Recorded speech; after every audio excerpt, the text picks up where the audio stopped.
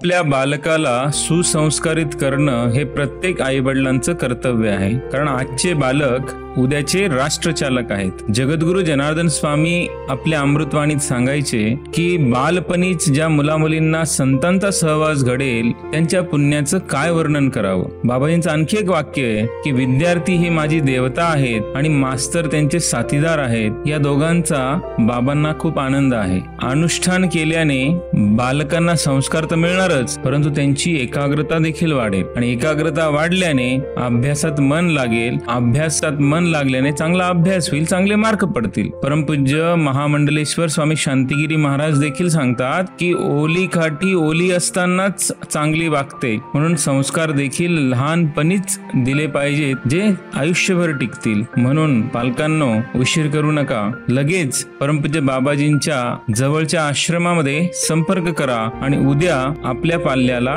अनुष्ठानाला सहभागी करा. ही नम्र विनंती. जय बाबाजी.